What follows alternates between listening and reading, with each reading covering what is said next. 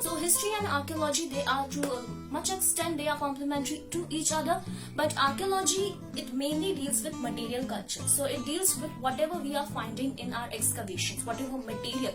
So archaeology is chiefly using this material, and archaeology is covering a broad area right from 2.5 million years ago when first humans appeared to the industrial present.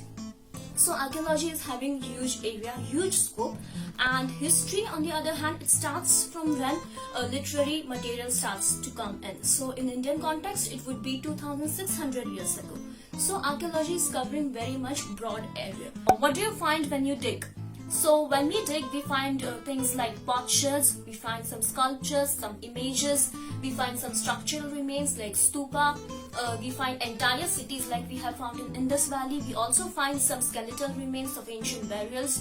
We come across remains of some animals that we refer to as archaeozoological remains, some plant remains like archaeobotanical remains. So plethora of things. We also find coins, we find inscriptions, all these things, and it's an exhaustive list. How sciencey is archaeology, and is it necessary to be a scientist? So it is definitely not necessary to be a scientist. In fact, a background in humanities or art subjects would be more beneficial, for we are always trained to see that 1 plus 1 is not always equal to 2. So that approach sort of helps when we are looking at archaeology. Archaeology has been considered as a subject of sciences and humanities, that is liberal arts.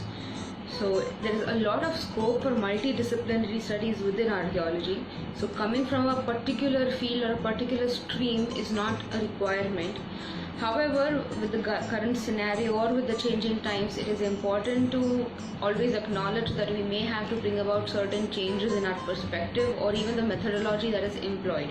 So as long as we are open to change, you don't have to have a certain set of qualifications or requirements to it. So the question is archaeologist's day in life is like Indiana Jones movie?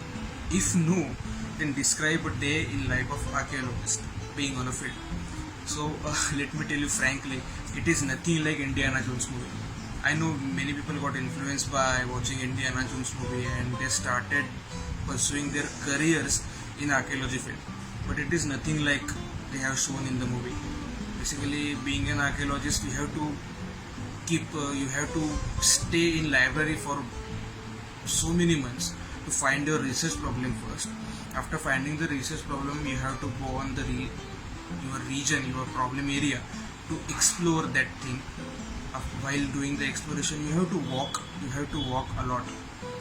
You have to talk with the people, you have to talk with the local villagers, and for that you have to be mentally and physically strong, because it is like you may find something while exploring the region or you may not.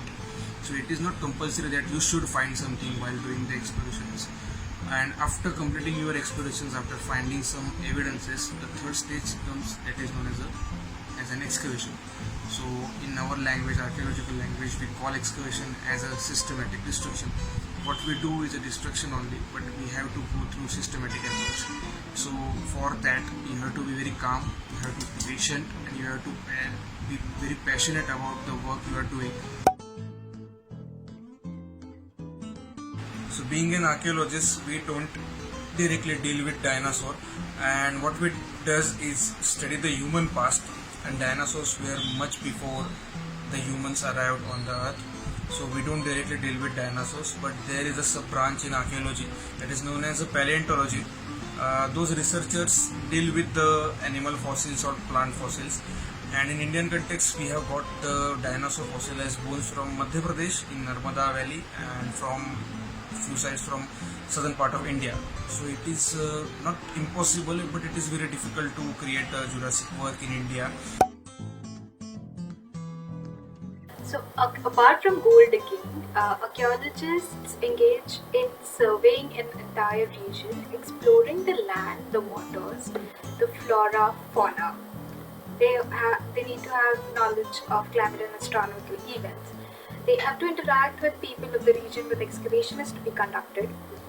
They have to understand and observe their traditions and lifestyles. They have to conduct interviews. They have to engage in other administrative work as well.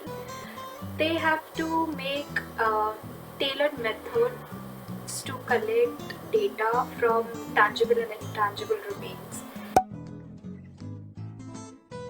So museums are a great source of knowledge. They are powerful assets that strengthen the linkages between an individual and the social fabric.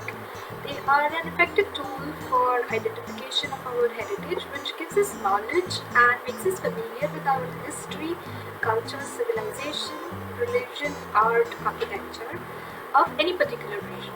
So it describes to us what life looked like in the past, how things progressed, what is currently happening, and how relevant things are.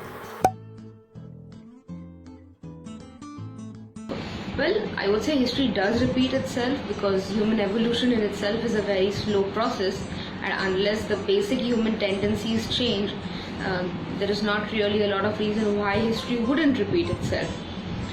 If one has been studying political history, then we would realize that it is generally a struggle for power, and the symbols of power may change. So it can be wealth, it is mostly wealth, but wealth in the form of big tombs or gold or women or more land. But essentially it is this struggle for wealth, struggle for power, and that is why history does have a tendency to keep repeating itself.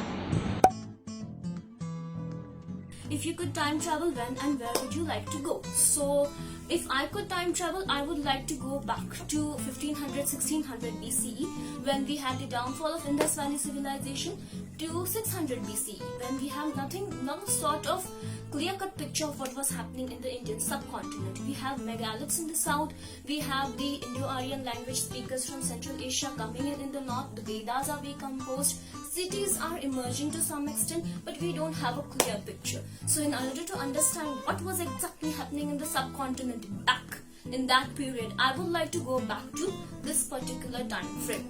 I think I would like to be the lady in waiting for the Satavahan queen Naganika. She was probably one of the first women to have her own coins punched.